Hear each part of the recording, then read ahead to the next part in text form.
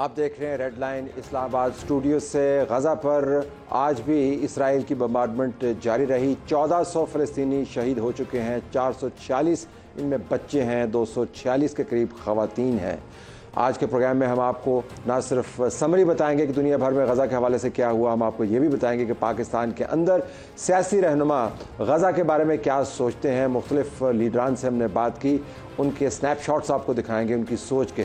ہم آپ کو لوگوں کی رائے سے بھی آگاہ کریں گے غزہ میں ہونے والے واقعات کے حوالے سے، اور پھر ہم آپ کو اسی پروگرام میں بتائیں گے کہ غریب کا کوئی والی وارث نہیں ہے۔ غریب کو اگر غریب رہنا ہے تو پھر دکھی بھی رہنا ہے۔ پاکستان کو اگر اپنی معیشت کو سنبھالنا ہے تو پھر پاکستان کو پانی کے معاملے کو طے کرنا ہے، تو ڈیمز ہم نے بننے ہیں۔ کالا باغ ڈیم سمیت ہم نے بات کی واپڈا چیئرمین کے ساتھ، ان کا انٹرویو بھی آپ کو دکھائیں گے، اور یہ بھی بتائیں گے کہ جو مشہور زمانہ ڈیم فنڈ تھا جس کے ذریعے ہم نے ڈیمز بنانے تھے، اس کا مستقبل کیا ہے۔ لیکن آئیے پہلے دیکھتے ہیں آج کے دن کی خبروں کی سمری۔ اسرائیلی بربریت سے غزہ پٹی کے 23 لاکھ رہائشی پانی اور بجلی کی سہولیات سے محروم۔ شام میں بھی اسرائیلی بمباری شروع۔ ترجمان دفتر خارجہ کا کہنا ہے کہ نہتے فلسطینیوں پر اسرائیل کی طرف سے زمین تنگ کی جا رہی ہے۔ اقوام متحدہ سیز فائر کے لیے کردار ادا کرے۔ مریم نواز سمجھتی ہیں کہ دفاع پر سمجھوتا نہ کرنے والا نواز شریف ہی قوم کو معاشی قوت بنائے گا۔ نگراں وزیر اعظم کاکڑ نے نواز شریف کی وطن واپسی میں کسی بھی قسم کی ڈیل کے تاثر کو مسترد کر دیا ہے۔ سائفر کیس میں چیئرمین پی ٹی آئی کی درخواست ضمانت پر سماعت پیر تک ملتوی کر دی گئی۔ پیپلز پارٹی 18 اکتوبر کو لاہور میں جلسہ کرے گی۔ آئیے آپ کو دکھاتے ہیں کہ بین الاقوامی میڈیا نے آج کی بڑی بڑی خبریں غزہ کے حوالے سے کیا لگائیں۔ اگر آپ دیکھ پائیں تو الجزیرہ نے بتایا کہ اسرائیلی وزیر کیسے آپ کو بتا رہے ہیں کہ جب تک قیدی رہائی نہیں ہوں گے تو پانی ایندھن نہیں ملے گا۔ اسرائیلی جو بمباری کا سلسلہ ہے اس کے اندر جو لوگ قتل ہوئے ہیں ان کی رپورٹنگ ہے۔ ال عربیہ نے بھی یہی بتایا ہے کہ اسرائیل کی طرف سے یہ کہا گیا کہ آپ نے کیسے قیدیوں کی رہائی نہ کر کے اپنے لیے مسئلہ کھڑا کیا ہے۔ روسی ٹی وی کی طرف سے یہ کہا گیا ہے کہ یہ بہترین موقع ہے کہ اس وقت فلسطین کے مسئلے کو حتمی طور پر حل کیا جائے۔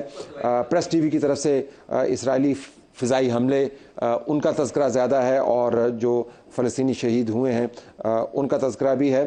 سی این این جو ہے وہ بہرحال اسرائیل کے اس بیان کو بار بار دہرا رہا ہے جس کے اندر اس نے کہا ہے کہ جو یرغمالی ہیں اگر وہ واپس نہیں ہوئے تو کسی قسم کی بات چیت نہیں ہوگی۔ بی بی سی نے بھی اسی خبر کو لیا، اور رائٹرز نے تو واضح انداز سے بتا دیا کہ جیسے غزہ کے اوپر بربریت کا بازار گرم نہیں ہو رہا، کوئی یرغمالیوں کو ریلیز کروانے کی نیگوشیشنز ہیں۔ تو یہ آپ کو ایک پروفائل نظر آتا ہے کہ کیسے انٹرنیشنل میڈیا نے اس کو کور کیا۔ مسلم ممالک کا رد عمل بھی ہمارے سامنے آیا۔ عرب لیگ کا اجلاس ہوا اور غزہ میں جنگ بندی کے لیے عالمی برادری سے کارروائی کا مطالبہ کیا۔ عرب لیگ عالمی برادری کو کہہ رہی ہے کہ غزہ کے اندر آپ جنگ بند کروائیں، جس سے آپ کو اندازہ ہوگا کتنے مؤثر ہیں، اور یہ بھی کہا کہ غزہ پٹی کا پانی اور بجلی منقطع کرنے سے متعلق اسرائیل نے جو فیصلہ کیا ہے اس کو منسوخ کرنے پر زور دیا ہے۔ تو کسی قسم کی کوئی ملٹری اسٹریٹجی آپ کو نظر نہیں آتی، اسٹرانگ کنڈمنیشن نظر نہیں آتی، صرف آپ کو درخواستیں نظر آتی ہیں۔ پاکستان کی طرف سے آپ نے دیکھا وزارت خارجہ نے اس کو بڑے اسٹرانگ الفاظ میں کنڈیم کیا۔ ایران اور سعودی عرب کا آپس میں رابطہ ہوا ہے، تو کوششیں جاری ہیں کہ کسی نہ کسی طریقے سے اس کو نیگوشیٹ کروایا جائے اور اس جنگ کو ختم کروایا جائے۔ ترکی صدر کا اسرائیلی صدر کو فون ہے اور کہا ہے کہ یہ قابل قبول نہیں ہے، اور 2 اسٹیٹ سولوشن کی بھی انہوں نے بات کی ہے۔ مصر کی طرف سے جو بڑی خبر ہے وہ بڑی اہم بھی ہے کہ ایک تو یہ کہ غزہ کے ساتھ جو مصر کا بارڈر لگتا ہے وہاں پر بہت سارے لوگ اکٹھے ہو رہے ہیں، تو مصر نے بہرحال وہ بارڈر کھولنے سے انکار کر دیا ہے، اور ساتھ یہ بھی کہا ہے کہ اگر ہم نے آپ کو امداد پہنچانی ہے تو جنگ کو بند ہونا ہوگا کم از کم 6 گھنٹے کے لیے۔ اب بنیادی بات یہ ہے کہ یہ جنگ نہیں ہے، یہ حصار کے اندر پھنسے ہوئے لوگوں کو یرغمال بنا کر آپ ان لوگوں کو ریلیز کروانا چاہتے ہیں جو حماس نے اپنی کسٹڈی میں لیے ہوئے ہیں۔ تو آپ 2.3 ملین لوگوں کو یرغمال بنا کر اپنے 125 لوگوں کو نکالنا چاہتے ہیں، اور اس دوران آپ وہاں پر جتنا انفراسٹرکچر ہے اس کو تہس نہس کر رہے ہیں۔ ہم آپ کو یہ بھی بتانا چاہتے ہیں کہ دنیا بھر میں جو آواز اٹھ رہی ہے وہ اس وقت ہاسٹیج نیگوشیشنز کے حوالے سے ہے۔ جو بچوں کے اوپر ظلم ہے، جو خواتین پر ظلم ہے، جو تباہی ہے، وہ آپ کو بڑی خبر بنتی ہوئی نظر نہیں آتی۔ پاکستان میں اس کے اوپر کیا سوچ ہے؟ ہم نے اہتمام کیا پاکستان کے مختلف لیڈران سے بات کرنے کا۔ سب سے پہلے ہم آپ کو سنواتے ہیں کہ خواجہ آصف جو ایکس ڈیفنس منسٹر ہیں، پاکستان مسلم لیگ نواز کے سینٹرل لیڈر ہیں، ان سے جب ہم نے پوچھا کہ پاکستان کو کیا کرنا چاہیے تو انہوں نے ہمیں کیا بتایا؟ ہمیں اس وقت فلسطین کا جو حل ہے وہ ایسا ڈھونڈنے کی ضرورت ہے جن میں فلسطینیوں کے اولاً جو ہے ان کے حقوق جو ہے وہ جو ہے ان کو محفوظ کیا جا سکے، اور اس کے لیے مسلم امہ کو اکٹھا ہونا پڑے گا۔ مسلم امہ جو ہے پچھلے کئی سالوں سے بلکہ دہائیوں سے غفلت برت رہی ہے اس ایشو کے اوپر، اور یہودی ریاست کے یا زائنسٹ، میں یہودی نہیں کہوں گا، صہیونی ریاست جو ہے، زائنسٹ اسٹیٹ جو ہے، انہوں نے جتنا ظلم ڈھا رہی ہے فلسطینیوں کے اوپر، چاہے وہ ویسٹ بینک ہو یا غزہ ہو، اس کی کوئی انتہا جو ہے ہسٹری میں نہیں ملتی، تاریخ میں نہیں ملتی۔ تو ایک تو یہ اتحاد جو ہے امہ کا، اس میں پاکستان کو لیڈ لینی چاہیے، لیکن اگر جارحیت جو ہے ختم نہیں ہوتی اسرائیل کی طرف سے، تو اس جارحیت کا مقابلہ کرنے کے لیے بھی مسلم امہ کو جو ہے نا وہ اکٹھے ہونے کی ضرورت ہے۔ اپنے مفادات جو ہیں، ریاستی مفادات جو ہیں، انفرادی مفادات کو پیچھے چھوڑ کے ان کو ایک کولیکٹیو جو ہمارا اجتماعی مفادات ہیں مسلم امہ کی حیثیت سے ان کو پروٹیکٹ کرنا چاہیے۔ ہماری حکومت اگر الیکشن کے نتیجے میں واپس آتی ہے تو انشاءاللہ تعالی یہ جو میں نے عرض کی ہے اس مقصد کو جو ہے باقاعدہ پرسو کیا جائے گا، اور اس مسئلے کو حل کرنے کے لیے جو ہے تمام تر آپشنز جو ہیں نا ان کو بروئے کار لایا جائے گا۔ انتخابات تو آپ کو پتہ کتنی دور ہیں، اور فلسطینی جو ہیں وہ روزانہ سینکڑوں کی تعداد میں مارے جا رہے ہیں۔ مسلم امہ کو کب اکٹھا ہونا چاہیے، اکٹھا ہو پائے گی یا نہیں، اس میں لیڈ رول کون پلے کرے گا، اس کے اوپر معاملات خاموش ہیں۔ تو آپ دیکھ سکتے ہیں کہ ہمارے یہاں پر جو سوچ ہے بنیادی طور پر وہ انتظار کر رہے ہیں کہ کیسے مسلم امہ کے اندر اتحاد آئے، اور اس کے بعد ہم اس کام کو آگے لے کے چلیں، یا انتخابات کے نتیجے ان کے پاس طاقت آئے، کچھ پالیسی بنائیں۔ بہرحال اس وقت ہم یہی کچھ کر سکتے ہیں۔ سراج الحق صاحب، امیر جماعت اسلامی ایک ہائی پروفائل رکھتی ہے فلسطین جیسے معاملات کے اوپر، ان سے جب ہم نے پوچھا کہ ہمیں کیا کرنا چاہیے تو انہوں نے ہمیں کیا کہا، آئیے سنواتے ہیں۔ مسئلہ فلسطین عربوں کا مسئلہ نہیں ہے، یہ ہر مسلمان کا مسئلہ ہے، یہ ہمارا قبلہ اول ہے، یہ ہمارا عشق ہے، یہ ہماری منزل ہے، اور اللہ کا حکم بھی یہی ہے کہ آپ مظلوموں کا ساتھ دے دے، ظالموں کا مقابلہ کرے۔ اس لیے جماعت اسلامی پوری دنیا میں ہر مسلمان سے یہی اپیل کرتی ہے کہ اخلاقی سپورٹ دے، سیاسی سپورٹ دے، مالی سپورٹ دے۔ اگر آج جماعت اسلامی اقتدار میں ہوتی تو ہم عملی سپورٹ، اخلاقی سپورٹ، مالی سپورٹ اور ہر طرح کا سپورٹ فلسطینیوں کو مہیا کر دے۔ اور آج حماس کی قربانی نے ایک شمع روشن کی ہے آزادی کا۔ ہم اپیل یہی کرنا چاہتے ہیں کہ یہ وہ لمحہ ہے جس کو اگر ہم نے ضائع کیا تو نہ صرف فلسطین ملیامٹ ہوگا، بلکہ اس کے بعد ایک ایک اسلامی ملک کا نمبر آئے گا۔ اگر آپ اسرائیل کے پارلیمنٹ پر دیکھیں تو ایک گریٹر اسرائیل کا نقشہ ہے جس میں بہت سارے اسلامی ممالک اس میں شامل ہے، بما، مدینہ منورہ اور خیبر کے۔ یہ ایک ناجائز ریاست ہے، اور پاکستان کا تو ایک شدہ پالیسی ہے قائد اعظم محمد علی جناح کے دور سے کہ ہم کسی بھی صورت میں اسرائیل کو تسلیم نہیں کریں گے، اس لیے کہ ہر لحاظ سے یہ ایک ناجائز ریاست ہے اور انہیں مسلمانوں کی زمین پر قبضہ کیا ہے۔ جماعت اسلامی نے اس وقت پورے ملک میں احتجاجی تحریک شروع کی ہے۔ کل لاہور میں بہت بڑا جلسہ ہوگا، پھر کراچی میں ہوگا۔ 17 تاریخ کو ہم نے تمام سیاسی جماعتوں کا اور غیر سیاسی زعماء کا اسلام آباد میں قومی فلسطین کانفرنس بلایا ہے، تاکہ ہم دنیا کو پیغام دے دیں کہ یہ کسی ایک قوم کا، ایک پارٹی کا مسئلہ نہیں ہے۔ پاکستان کے 25 کروڑ عوام فلسطینیوں کے پش پر کڑے۔ اپیل ہے اس کے اندر مسلم امہ کے اہم ممالک سے، اور یہ بھی ایک وعدہ ہے کہ اگر ہم طاقت میں ہوتے تو پھر ہم یہ کر پاتے. احتجاج ہے اور اس کے علاوہ سیمینارز ہیں. لیکن دوبارہ دہراتا چلوں کہ اس وقت جو وہاں پر صورتحال ہے، اسرائیل نے تہیہ کیا ہوا ہے کہ اس نے مڈل ایسٹ کا نقشہ بدل دینا ہے اور حماس کو مکمل طور پہ ختم کر دینا ہے. اور 2 اسٹیٹ سلوشن کو تو آپ چھوڑیں، وہ فلسطینی اسٹیٹ کو تمام بحث سے ہی نکالنا چاہتا ہے. حافظ حمداللہ صاحب، جمعیت علماء اسلام، ان سے جب بات کی تو انہوں نے ہمیں یہ کہا. جمعیت علماء اسلام کا موقف یہ ہے کہ فلسطین کو ایک آزاد ریاست تسلیم کیا جائے. جو general assembly, UN security council کی قراردادیں، اقوام متحدہ کی قراردادوں کے مطابق آزاد فلسطین کو ایک آزاد خود مختار ریاست تسلیم کیا جائے اور اسرائیل اس پوزیشن پہ جائے جو سن 1967 سے پہلے پوزیشن تھا. القدس یہ فلسطین کا حصہ ہے اور حصہ رہے گا اسی قرارداد کے مطابق. یہ جمعیت علماء اسلام کا موقف ہے. جمعیت علماء اسلام کا موقف کبھی بھی یہ نہ رہی کہ اسرائیل کو تسلیم کیا جائے. قطعاً جمعیت علماء اسلام اسرائیل کو تسلیم کرنے کے حق میں نہیں ہے. نہ پاکستان کو یہ اجازت دیتی ہے کہ وہ اسرائیل کو تسلیم کرے. آج جو جارحیت اسرائیل کی طرف سے غزہ پر اور فلسطین مظلوم مسلمانوں پر ہو رہا ہے، جن قوتوں نے، جن ریاستوں نے، جن مسلم ممالک نے اسرائیل کو تسلیم کیا ہے، یا جو اسرائیل تسلیم کرنے کی باتیں ہو رہی تھی یا پاکستان میں ہوتی رہی، کیا وہ ان مظلوم فلسطینیوں کو جواب دے سکتے ہیں؟ ان شہداء اور بچوں کو کیا جواب دیں گے؟ ان کو کوئی شرم، کوئی حیا نہیں ہے. اس لیے جمعیت علماء اسلام آزاد فلسطین ریاست اور خود مختار فلسطین ریاست کے حق میں ہے. ہم نے استحکام پاکستان پارٹی کے کرنل ریٹائرڈ ہاشم ڈوگر سے بھی بات کی اور ان سے پوچھا کہ ہمیں کیا کرنا چاہیے.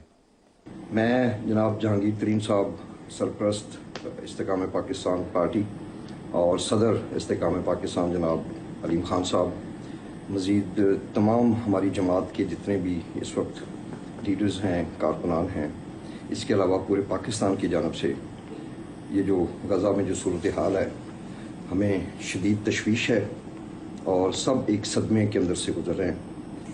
اس موقع پہ شدید افسوس ہے کہ دنیا میں وہ قوتیں جو کہ ان کے پاس اختیار ہے، بس ہے کہ وہ ایسی جارحیت کو روک سکتے ہیں، وہ میں سمجھتا ہوں کہ الٹا جلتی کے اوپر وہ تیل ڈال رہے ہیں. امریکہ سے ہمیں توقع تھی کہ وہ ایک بڑا ملک ہونے کی وجہ سے اس معاملے میں ان کو فوراً اپنا کردار ادا کرنا چاہیے تھا. اس کے علاوہ یورپی یونین کے بھی بہت سارے ممالک جو کہ اسرائیل کو شے دے رہے ہیں، انتہائی افسوس کا مقام ہے. اور یہ نہتے مسلمان جو ان کے ساتھ اس وقت وہاں پہ بیت رہی ہے، یہ تو تاریخ بتائے گی کہ ظلم میں کون کون شریک تھے.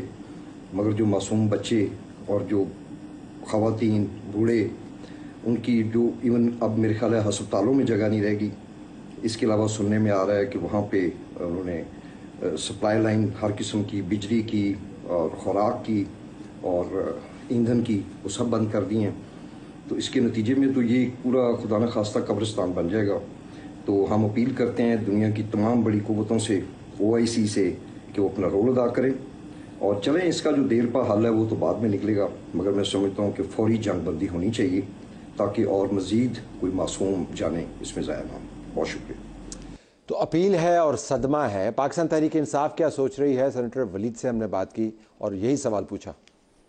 ترجمان پاکستان تحریک انصاف کے میں اپنی پارٹی کا موقف جو ہے، جو اسرائیل اور فلسطین میں اس وقت ہو رہا ہے، وہ واضح کرنا چاہتا ہوں کہ جو اسرائیل بے دردی کے ساتھ اور غیر انسانی طریقے سے بمباری کر رہا ہے فلسطینیوں کے اوپر، معصوم اور نہتے فلسطینیوں کے اوپر، سویلینز کے اوپر اور بچوں اور عورتوں کی جس میں شہادتیں ہو رہی ہیں، اس کی ایک تو پرزور مذمت ہے اور اس کے ساتھ ساتھ ایک یہ بھرپور مطالبہ ہے کہ پوری جو بین الاقوامی کمیونٹی ہے وہ اس کی روک تھام کے لیے فوری اقدامات لے اور یہ فوری اس کو روکا اور ختم کیا جائے، اس بربریت اور اس ظلم کو. مشہور مقولہ ہے کہ تشدد کا جنم دیتا ہے. اسرائیل اگر یہ کہتا ہے کہ وہ اپنے دفاع کا حق رکھتا ہے تو جو فلسطینی ہے، مظلوم فلسطینی جو کہ پچھلے 75 سال سے اس غیر انسانی سلوک کے جو ہے شکار رہے ہیں، وہ بھی اپنے دفاع کا حق رکھتے ہیں. اور اس کے پیش نظر جو 75 سال سے ظلم ہو رہا ہے، بھلے یہ حماس کا یہ جو حملہ ہے اسرائیل پر جو ہفتے کے 2 روز ہوا، اس کو سمجھا جا رہا ہے کہ یہ سرپرائز تھا اسرائیل کے لیے. بہت سے حلقے یہ محسوس کرتے ہیں کہ یہ متوقع تھا. بہرحال پاکستان تحریک انصاف کا وہی موقف ہے جو کہ پاکستان کا پچھلے 56 سال سے رہا ہے کہ فلسطین کی آزاد اور خود مختار ریاست کا قیام جو ہے وہ فوری طور پہ ضروری ہے، اور وہ جو کہ 1967 یا 1967 کے بارڈرز جو ہیں اس سے پہلے کے بارڈرز جو ہیں ان کو بحال کیا جائے، اور وہ آزاد ریاست جس کا دارالحکومت القدس شریف ہو، اور یہی دیر پا امن کا جو ہے ضامن ہوگا خطے کے اندر. تو تاکید ہے، تلقین ہے اور توقع ہے. ایم کیو ایم کیا سوچ رہی ہے؟ مصطفیٰ کمال کی بات سنیے گا. سب سے پہلے تو ہم اپنی کردار سازی خود کریں، ہم اپنی ہیومن رائٹس کی وائلیشن کو خود روکیں، اور ہم اپنا ایسا کردار بنائیں کہ جب میں دنیا کو بولوں کہ بھئی میری بات سنو، تو دنیا ہم پر انگلیاں نہ اٹھائے کہ بھئی اپنا گھر تو صحیح کرو پہلے.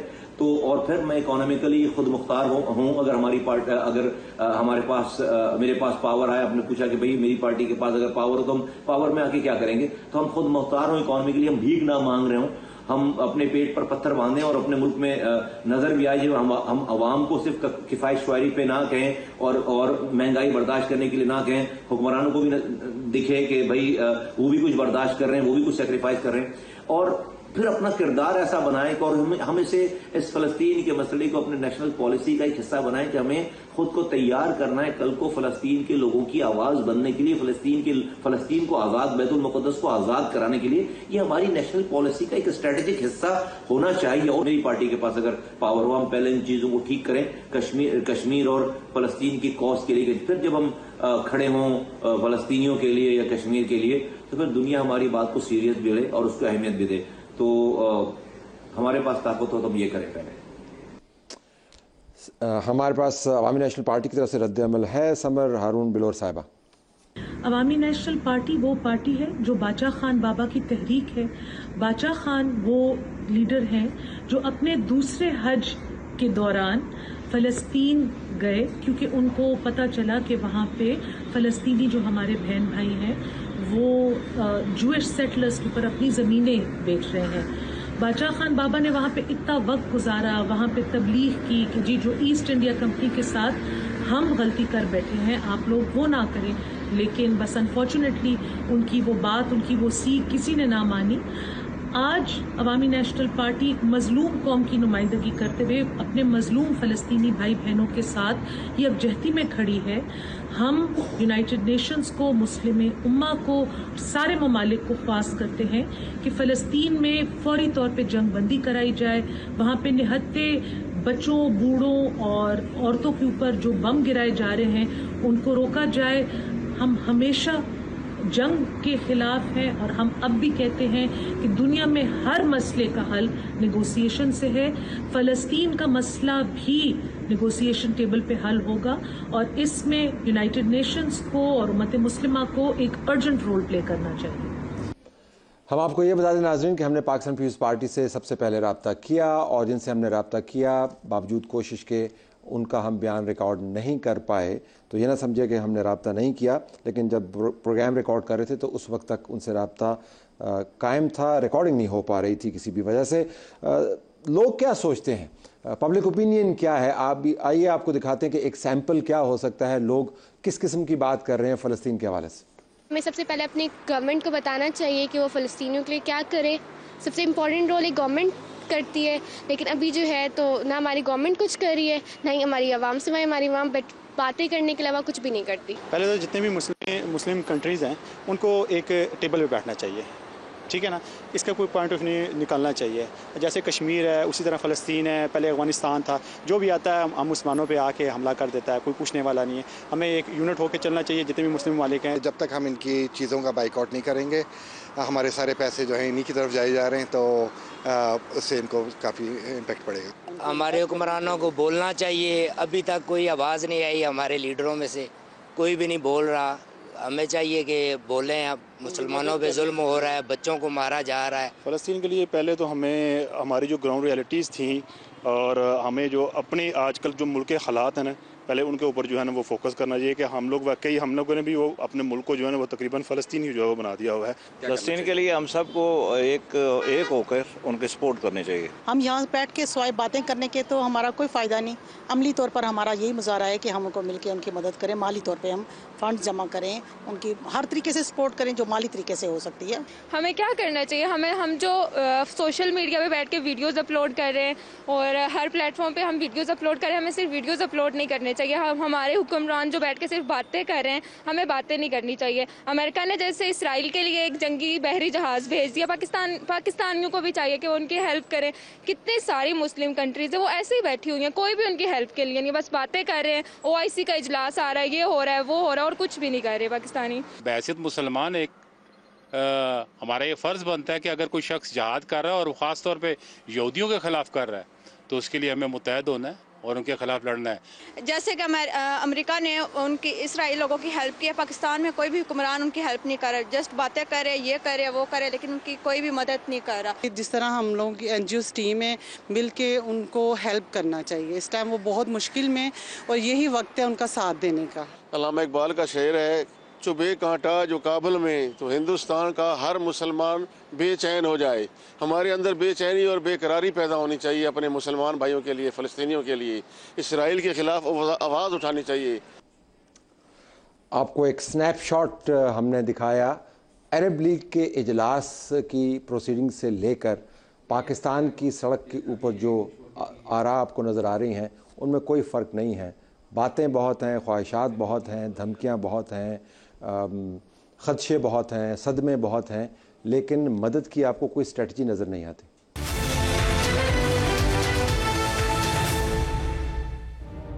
इस वक्त दुनिया में खुराक की किल्लत भी है और पानी की शदीद कमी भी। एक रिपोर्ट के मुताबिक इस वक्त दुनिया की 1/4 आबादी के पास पानी ना होने के बराबर है। मौसमी तब्दीलियों ने सूरत हाल को बदतर कर दिया है। पाकिस्तान में भी पानी की किल्लत है। एक दहाई पहले फीकस पानी की फराहमी 1500 क्यूबिक मीटर थी, अब 1017 क्यूबिक मीटर है। हम पानी के ज़िया में खुद कफील हैं। हम हर साल $22 अरब का पानी इस्तेमाल किए बगैर समुद्र में फेंक देते हैं। अगर पानी के इस्तेमाल की मनसूबाबंदी ना की गई तो हमारे लिए गंदम, चावल, गन्ना और कपास ऐसी फसलों की काश्त के लिए पानी पूरा करना मुश्किल हो जाएगा। हमारी ज़राअत का इन्हिसार बारिश पर है। बारिशें ना हो तो ज़राअत का बेड़ा गर्क हो जाता है, अजनास बाहर से मंगवानी पड़ती हैं। इसके लिए ज़र मुबादला की ज़रूरत है जो हमारे मुल्क का बहुत बड़ा दर्द सर है। अब आप देख लें हमारे गंभीर मुआशी मसाइल कैसे पानी से जुड़े हुए हैं। बारिशें ना हो तो हमें खुश्कसाली और बारिशें हो तो सैलाब का सामना करना पड़ता है। 2022 के सैलाब ने पाकिस्तान की 3 करोड़ से ज़्यादा आबादी को मुतासर किया। 1700 से ज़्यादा अफराद मौत की वादी में चले गए। तकरीबन 80 लाख अफराद बेघर हो गए।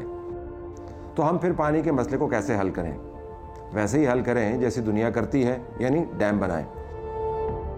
दुनिया भर में डैम की कुल तादाद 58,000 से ज़ायद है।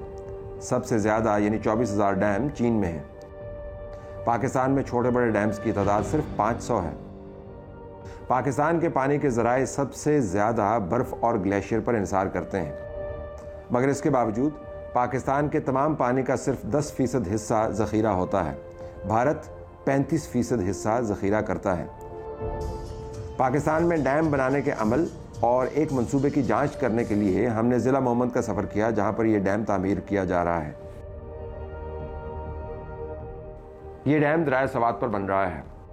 इसका आगाज़ 2019 में हुआ। मोमन डैम का ठेका एक चीनी कंपनी और पाकिस्तान कंपनी डेस्कॉन को मुश्तरका तौर पर दिया गया था। इसकी सुपरविजन वापडा के पास है। मंसूबे की मालियत 180 अरब रुपए से ज़्यादा की थी। ठेका देने का अमल तनाज़ात का शिकार रहा। उस वक्त वज़ीर आज़म इमरान खान के मुशीर बराए कामस और सनत अब्दुल रज़ाक दाऊद की कंपनी डेस्कॉन को ठेका देना था। ये डैम कंक्रीट से बनाया जा रहा है। इसकी ऊंचाई 213 मीटर है। मोमन डैम ज़ाहिर है आसानी से नहीं बना। इस डैम के बनाने में बड़े चैलेंजेस हैं। किसी भी डैम को तामीर करने के लिए जो सबसे अहम एक्टिविटी होती है वो होती है डाइवर्जन टनल्स। मोमन डैम पे इस टाइम डाइवर्जन टनल्स पे काम तेज़ी से जारी है। आप देख सकते हैं कि डाइवर्जन टनल ये वो एरिया है जहाँ पर डाइवर्जन टनल्स बनेंगी। डाइवर्जन टनल का काम ये होता है कि کہ دریا کا رخ موڑ کر جو جہاں پر ڈیم نے تعمیر ہونا ہے وہ علاقہ کلیئر کیا جا سکے. جو ڈائیورجن ٹنلز محمد ڈیم پہ ہیں ان کی جو ڈایا میٹر ہے وہ 15 میٹر کے قریب ہے. اس سے یہ ہوگا کہ اور یہ جو ہے جو دریا کا جو پانی ہے جو ہر سال آئے گا وہ اس کا رخ موڑ کر اس کو ڈاؤن اسٹریم سائڈ پہ لے جایا کرے گا, اور تاکہ ہمارا جو مین ڈیم ہے اس کی کنسٹرکشن ایکٹیویٹیز متاثر نہ ہو. یہ جو ڈائیورجن ٹنل ہیں یہ 100 سال کے سیلاب کو کیٹر فور کرنے کے حساب سے ڈیزائن کی گئی ہے. یعنی کہ ہسٹوریکلی اگر کسی ٹائم پہ کوئی بہت بڑا سیلاب آیا ہے اس کو مد نظر رکھ کر یہ ڈائیورجن ٹنل ڈیزائن ہوئی ہے, اور فیوچر میں جو بھی اگر سیلاب بھی آئیں گے تو وہ بھی ڈیم کی ایکٹیویٹیز کنسٹرکشن ایکٹیویٹیز کو متاثر نہیں کریں گے, اور ہم اپنا کام ڈیم پہ تیزی سے جاری رکھیں گے. جیسے ہی ڈیم کی تعمیر مکمل ہو جائے گی تو یہ ڈائیورجن ٹنلز کو پلگ کر دیا جائے گا اور پانی اپنے پرانے روٹ پہ دوبارہ بہنا شروع ہو جائے گا. ڈیم بنانا آسان کام نہیں ہے, اس کے لیے ایک بڑی ٹیم کام کر رہی ہے. چائنیز کی سپرویژن آپ کو ہر جگہ پر نظر آتی ہے. ہمیں مومن ڈیم کے فوائد کے بارے میں بھی بتایا گیا. اس میں 800 میگا واٹ بجلی پیدا کرنے کی صلاحیت حاصل ہے. اس کے علاوہ اس میں 1.29 ملین ایکڑ فٹ پانی ذخیرہ کیا جا سکے گا. اس کا جو ذخیرہ کرنے کا فائدہ یہ ہوگا کہ 25 اگست 2022 کو جو ہم نے ایک سیلاب کو فیس کیا جس میں منڈا ہیڈ ورکس بہہ گئے, چارسدہ اور نوشہرہ ڈوب گئے, مومن ڈیم جب ان پلیس ہو جائے گا تو اس میں یہ ایک صلاحیت ہوگی کہ آئندہ آنے والے تمام سیلاب یہ روک لے گا, اور چارسدہ اور نوشہرہ کے جو اضلاع ہیں ہمیشہ کے لیے سیلاب کے اثرات سے محفوظ ہو جائیں گے. سیلاب کو کیٹر فور کرنے کے علاوہ اس کے اور بھی اس کے پاس بینیفٹس ہیں جس میں یہ ایگریکلچر کے لیے پانی فراہم کرے گا. اس کے علاوہ 300 ملین گیلن ہر روز یہ پشاور کو پینے والے پانی کی فراہمی کو بھی یقینی بنائے گا. ان سے جو فوائد حاصل ہوں گے یہ پاکستان کو 46.38 ارب روپے سالانہ مختلف اپنے پاور جنریشن میں اور سٹوریج کی مد میں پاکستان کو ریٹرن بیک کرے گا. مومن ڈیم کی تعمیر میں جو سٹاف کام کر رہا ہے ان کے لیے کچھ سہولیات یہاں پر مہیا کی گئی ہیں. بعض سہولیات عارضی ہیں, کچھ ہیں مستقل. Project colony we are somewhere here the project office. اس کے علاوہ ہمارے پاس 3 hostels facing the reservoir, 3 houses of category 1 for chief engineers and P D, اور اس کے بعد category 2 for grade 18-19 officers, category 3 for 16 and 17 grade. We have a very good الحمدللہ بیوٹیفل جامعہ ماسک, ریسٹ ہاؤس, اس میں کچھ بلڈنگز بنے ہوئے ہیں اور سم آر انڈر کنسٹرکشن. لیکن وی آر ہوپ فل کہ نیکسٹ 9-10 منتھس میں پوری کی پوری کالونی بن جائے گی. آپ کو جان کے حیرت ہوگی کہ مومن ڈیم کا منصوبہ شروع تو 2019 میں ہوا لیکن کام 1969 سے جاری ہے, اور اب 2023 میں اس ڈیم پر ڈاکومنٹری بن رہی ہے. مومن ڈیم کی تعمیر شروع سے ہی یہ تنازعات کا شکار رہی. اس تنازع کی ایک وجہ سابق چیف جسٹس ثاقب نثار کی جانب سے ڈیم فنڈ کے لیے چندہ اکٹھا کرنا تھا. وہ اس مقصد کے لیے ملک سے اندر اور باہر چندہ اکٹھا کرتے رہے. سیاسی جماعتوں نے اس مہم پر اعتراضات اٹھائے. چندہ مہم پہلے 10 ماہ میں صرف 10 ارب روپے ہی حاصل کر سکی. ڈیم فنڈ کے حوالے سے سابق چیف جسٹس بندیال نے اپنے آخری دنوں میں بتایا کہ یہ فنڈ حکومتی سیکیورٹی میں ہے, جس میں اگست 2023 میں صرف 4 لاکھ روپے کا اضافہ ہوا. ڈیم فنڈ کے 18.6 ارب روپے سرکاری بینک کے ذریعے اسٹیٹ بینک میں انویسٹ کیے گئے ہیں, اور اس کی سپرویژن سپریم کورٹ کے پاس ہے. سپریم کورٹ کی ہدایت کے مطابق ڈیم فنڈ تب تک قابل عمل نہیں ہو سکتا جب تک ٹھوس اقدامات نہ کیے جائیں. بہرحال اب تو ڈیم بن رہا ہے اور ہم امید کرتے ہیں کہ یہ جلد مکمل ہو جائے گا تاکہ ہمارے معاشی اور پانی سے متعلق مسائل حل ہو سکیں. مگر کیا ہمیں صرف مومن ڈیم ہی بنانا ہے یا دوسرے ڈیمز کی بھی ضرورت ہے؟ اس کے لیے ہم نے موجودہ چیئرمین وابڈا کا انٹرویو کیا. آئیے دیکھتے ہیں وہ ہمیں کیا بتاتے ہیں. لوگ کہتے ہیں ہمیں ڈیمز کی کیا ضرورت ہے, اور چھوٹے بڑے ڈیم کی بحث سے قطع نظر لوگ ڈسپلیس ہوتے ہیں, مسئلہ کھڑا ہوتا ہے, پیسے لگتے ہیں, سو ہمیں کیوں ضرورت ہے ڈیمز کی؟ میرا خیال ہے لاجک تو بہت سمپل ہے. پاکستان کو قدرت نے آبی وسائل سے مالا مال کیا ہے, اور ہم اس وقت آبی وسائل کا 10% استعمال کر رہے ہیں, باقی ضائع ہو رہا ہے. تو آبی وسائل کو کنزرو کرنے کی ضرورت ہے، اور ان کو کنزرو کرنے کا ایک ہی طریقہ ہے کہ آپ بڑے ڈیم بنائیں. اور بڑے ڈیم آپ کے لیے نہ صرف ماحول دوست بجلی فراہم کرتے ہیں بلکہ آپ کی زرعی ضروریات کو بھی پورا کرتے ہیں. اور دنیا میں جو اس وقت کلین انرجی اور کلائمیٹ چینج اور اس کے اثرات سے نمٹنے کے لیے کلین گرین انرجی ایک بہت ہی وائٹل کمپوننٹ ہے. تو میں آپ کو صرف ایک مختصراً یہ بات بتاؤں کہ ہمارا جو انڈس بیسن ہے اس میں عمومی طور کے اوپر اوسطاً تقریباً 130 سے 145 ملین ایکڑ فٹ پانی آتا ہے، اور اس میں ہم صرف سٹور کرنے کی کیپیسٹی ہے 13 ملین ایکڑ فٹ، یعنی محض 10%. ہمسائے ملک بھارت کو دیکھیے جو اس کے پاس 3 دریا ہیں، راوی، بیاس اور ستلج، اس کا 40% پانی وہ سٹور کر رہا ہے. اور آپ انٹرنیشنل دیکھیں، دریائے نیل دیکھیں، وہاں پہ 300% پانی سٹور کیا جاتا ہے. کلوراڈو بیسن امریکہ میں دیکھیے، وہاں پہ 400% سے زیادہ پانی سٹور کیا جا رہا ہے، جو بھی پانی ان کو اویلیبل ہوتا ہے. تو میں یہ سمجھتا ہوں کہ پاکستان کی مستقبل کی ضروریات کے لیے بڑے ڈیم بنانا ناگزیر ہے. ڈیمز کام کیسے کرتے ہیں؟ لوگوں کو یہ بھی پتہ چلنا چاہیے کہ ڈیمز کا مقصد کیا ہے. سٹور کر کے پانی روک لیتے ہیں، پھر جو ڈاؤن سٹریم پانی جانا ہو جس سے آپ سمندروں کے پانی کو پیچھے دھکیلتے ہیں. سندھ میں بڑا اس کے اوپر وری ہے. یہ ذرا بتائیے گا کہ ڈیم روک لیتا ہے پانی، ہم کون سے ڈیم بنا رہے ہیں، کس قسم کا ڈیم بنا رہے ہیں پاکستان میں؟ دیکھیں، ڈیم کے 3-4 پرپز ہوتے ہیں.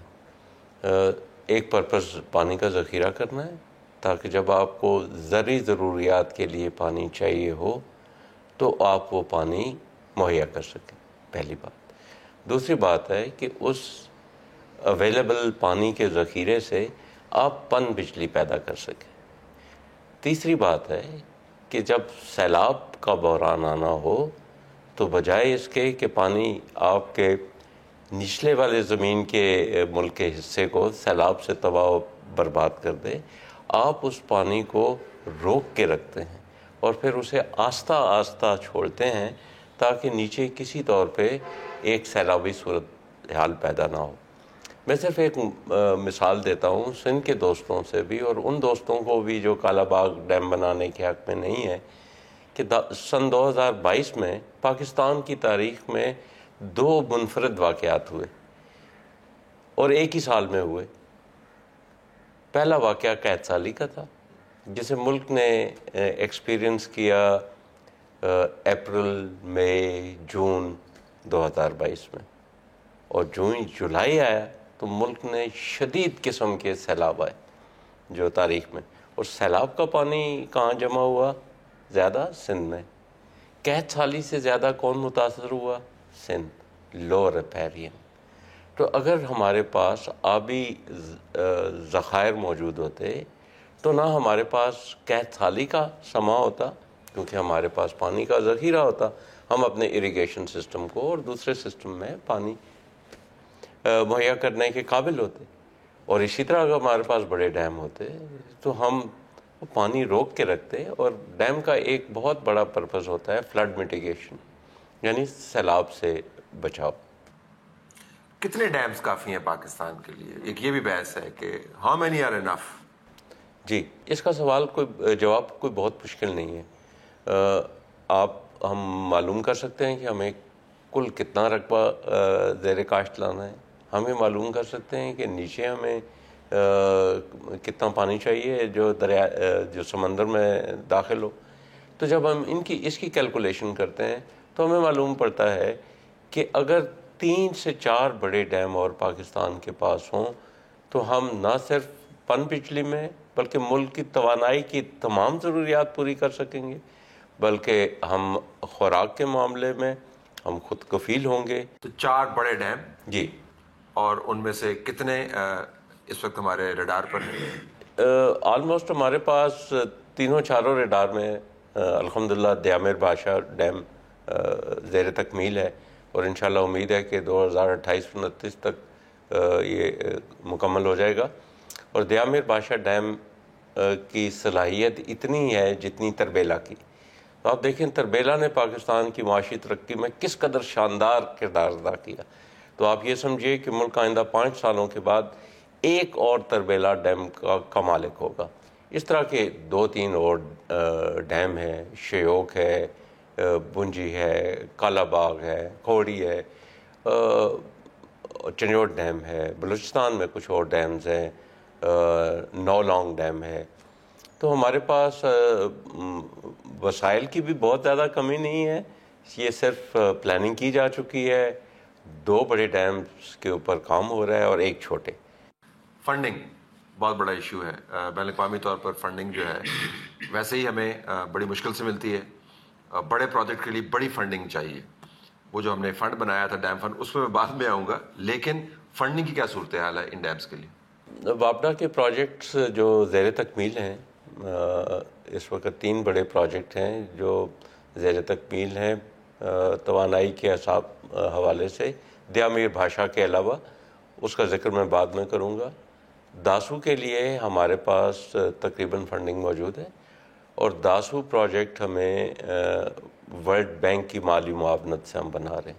اسی طرح مومنٹ ڈیم میں ہمارے پاس عرب کوآرڈینیشن گروپ کی فائننسنگ موجود ہے جو تقریباً $592 ملین ہے. اس میں اس مومنٹ ڈیم کی کل لاگت ہے تقریباً 300 ارب روپے. اس میں سے 114 ارب روپے PSDP یعنی حکومت پاکستان جو کل مالیت کا 37% بنتا ہے، اور باقی تقریباً 198 ارب روپے یہ وابڈا کی ایکویٹی ہے. اس میں فارن لون ہے اور اس میں جو پاکستانی بینکس ہیں ان سے حاصل کیا گیا قرضہ. جو عرب کوآرڈینیشن گروپ کے ہیں سعودی فنڈ فار ڈیولپمنٹ، یہ تقریباً $240 ملین ہمیں دے رہا ہے. Asian development Islamic development bank $180 million دے رہا ہے. اسی طرح کویت فنڈ $100 ملین دے رہا ہے اور اوپیک فنڈ جو ہے وہ تقریباً $72 ملین دے رہا ہے. تو یہ عرب کوآرڈینیشن گروپ کی فنڈنگ کل $592 ملین ہے. اور وابڈا نے بھی اپنی یورو بانڈ ریز کیے تھے جس سے تقریباً $124 ملین اس میں خرچ کیے جا رہے ہیں. اس کے بعد ہمارا ایک T5 ایکسٹینشن کا تربیلا میں پروجیکٹ ہے. یہ بھی تقریباً $600 ملین کا پروجیکٹ ہے. یہ بھی ورلڈ بینک اور ایشین انفراسٹرکچر انویسٹمنٹ بینک کی مالی معاونت سے بنایا جا رہا ہے. اس میں بھی ہمیں کوئی فنڈنگ کی مشکلات نہیں ہے. رہا دیا میر بادشاہ ڈیم، اس کے اوپر بھی کام تیز رفتاری سے جاری ہے. ابھی ہم اس کوشش میں ہیں کہ اس پروجیکٹ کے لیے بھی کوئی بیرونی مالی معاونت حاصل کر سکیں. ادھر ادھر سے تو پیسے آ ہی جائیں گے. تو یہ سپریم کورٹ میں جو پیسے پڑے ہوئے ہیں ڈیم فنڈ کے، اس کا ویسے کیا کرنا چاہیے؟ میرا تو ویسے ذاتی رائے ہے بطور پاکستانی شہری کہ وہ تو فنڈ وہیں پہ ہونا چاہیے جہاں پر ان کو ہونا چاہیے، اور وہ سپریم کورٹ نہیں ہے. I just want to get your sense کہ آپ کو پیسے چاہیے وہ یا نہیں چاہیے؟ جی بالکل، ہمیں شدت سے ان پیسوں کی ضرورت ہے، اور وہ چونکہ ڈیم بنانے کے لیے ریز کیے گئے تھے تو میرا خیال ہے وہ اگر اس وقت وابڈا کو اویلیبل کر دیے جائیں، جبکہ حکومت کی طرف سے PSDP ایلوکیشن میں کافی بڑے کٹ کا سامنا ہے، تو میرا خیال ہے اگر اس وقت ہماری استدعا یہی ہوگی عدالت عالی عظمیٰ سے کہ وہ یہ فنڈ وابڈا کو مہیا کر دیں. اس وقت تقریباً 18 ارب روپے ہیں جو سپریم کورٹ فنڈ میں پڑے ہوئے ہیں، اور جب یہ اگر اور کچھ عرصہ یہ بینک میں پڑے تو پیسہ اپنی ڈیپریشیٹ کر دیتا ہے اپنی مالی حیثیت. اگر پہلے سے اور آج سے کمپیئر کریں تو پتہ نہیں کتنا میرا خیال ہے جو کلیکٹڈ اماؤنٹ تھا اگر اس کو ڈالر ڈینومینیشن میں کنورٹ کیا جائے تو ایٹ لیسٹ 40% ڈیویلویشن ہو چکی ہے اس پیسے میں. سو آپ کو ارجنٹلی چاہیے اپنے اکوپمنٹ لینے کے لیے، ویسے بھی پیسہ جہاں پہ جس کے لیے لیا گیا اسی پر لگنا چاہیے. جی یہ ڈیمز کی تعمیرات پہ خرچ ہونا چاہیے. کیا ہوگا پاکستان میں اگر ہم ڈیمز کے اوپر فوکس نہ کر پائے اور اس پلان کے مطابق ایگزیکیوٹ نہ کر پائیں ان کی کمپلیشن جو ہم نے ابھی کاغذ پہ دیکھا ہے یا جو گراؤنڈ پر بھی نظر آ رہا ہے؟ دیکھیں یہ ڈیم 5 سال میں کمپلیٹ ہونے 2028-29 تک. اگر یہ بیچ میں یہ پروجیکٹ رک گئے تو پاکستان کے لیے ناقابل تلافی نقصان ہے. میرا ذاتی خیال نہیں ہے کہ پاکستان میں اس چیز کی بحیثیت ملک اس چیز کی کیپیسٹی ہے کہ اتنے بڑے پروجیکٹس جو انیشیٹ ہو چکے ہوں ان کی کمپلیشن نہ کی جائے. Pakistan as a country can not afford it. میں یہ کہوں گا کہ یہ ہمارے لیے ایگزسٹینشیل کاز ہے to complete these project. They are so significant. مختصراً میں آپ کو یہ بتاتا جاؤں کہ پچھلے 75 سال میں پاکستان نے 9500 میگا واٹ پن بجلی کی صلاحیت حاصل کی جو ہم پیدا کر رہے ہیں 75 سال میں. اگلے 5 سال میں ہم اس کو ڈبل کرنے جا رہے ہیں, تقریباً 10,000 میگا واٹ اپنے سسٹم میں اور لانے جا رہے ہیں ان پروجیکٹس کے ذریعے. تو جب ایسا ہو جائے گا تو بجلی کی قیمت بھی نیچے ہو جائے گی اور آپ کی جو الیکٹریکل ٹیرف ہے وہ کمپیٹیٹیو ہوگا آپ کی انڈسٹری کے لیے, ایون آپ کے ایگریکلچر کے لیے, to be able to export it. دیکھیے تربیلا کے بعد تقریباً 50 سال گزرنے کو ہے, پاکستان نے کوئی بڑا ڈیم نہیں بنایا. 80 کی دہائی میں ایک ڈیم بننا چاہیے تھا, 90 کی دہائی میں بننا چاہیے تھا, اور اس صدی کی دونوں دہائیوں میں 2 اور ڈیم بننے چاہیے تھے. اگر یہ 4 ڈیم وقت کے اوپر بن گئے ہوتے تو میں آپ کو یقین سے کہہ سکتا ہوں کہ پاکستان آج اس مالیاتی بحران سے گزر نہ رہا ہوتا.